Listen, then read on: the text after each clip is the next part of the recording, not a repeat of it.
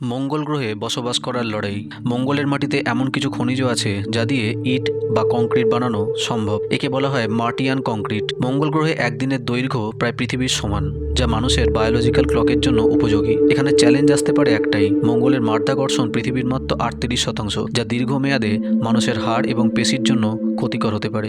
কিন্তু তার সত্ত্বেও লাল গ্রহে ঘর বাঁধার স্বপ্ন কেউ ছাড়তে চাইবে না। কল্পনা করুন এমন এক সকালের যেখানে আপনি পৃথিবীর নীল আকাশ নয়, বরং মঙ্গলের গোলাপি দিগন্ত থেকে ঘুম থেকে উঠছেন। কিন্তু একটি মৃত গ্রহে আমরা শ্বাস নেব কিভাবে, যেখানে সূর্য কেবল একটি বিন্দুর মতো? সেখানে বিদ্যুৎ আসবে কোথা থেকে? আজ আমরা কোনো গল্পের কথা বলবো না, আজ আমরা দেখব সেই অবিশ্বাস্য ইঞ্জিনিয়ারিং চ্যালেঞ্জগুলো যা জয় করতে পারলে মানুষ মঙ্গল গ্রহে থাকতেই পারে। মঙ্গলের বায়ুমণ্ডল 95% কার্বন ডাই অক্সাইড। সেখানে টিকে থাকার জন্য আমাদের অক্সিজেন তৈরি করতে হবে। নাসার MOXIE প্রযুক্তির মাধ্যমে মঙ্গলের ধুলো আর বাতাস থেকে অক্সিজেন বের করে আনা হচ্ছে।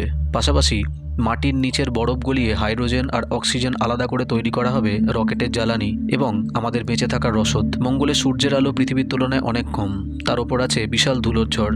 শুধু সোলার প্যানেল দিয়ে এখানে টিকে থাকা অসম্ভব। তাই বিজ্ঞানীরা ভাবছেন স্মল মডিউলার নিউক্লিয়ার রিঅ্যাক্টর নিয়ে। এই ছোট পারমাণবিক চুল্লিগুলোই হবে মঙ্গলের অন্ধকার এবং দীর্ঘ রাতগুলোতে আমাদের শক্তির মূল যোগানদাতা। মঙ্গলে পৃথিবীর মতো কোনো চৌম্বক ক্ষেত্র নেই, তাই মহাজাগতিক রেডিয়েশন সেখানে প্রাণঘাতী।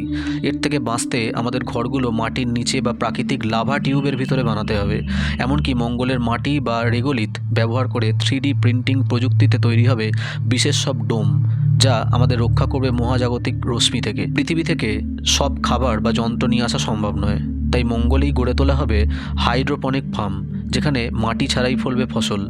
রোবোটিক্স আর AI হবে আমাদের প্রধান কারিগর, যারা মানুষের পৌঁছানোর আগেই সেখানে শহর তৈরি করতে পারবে।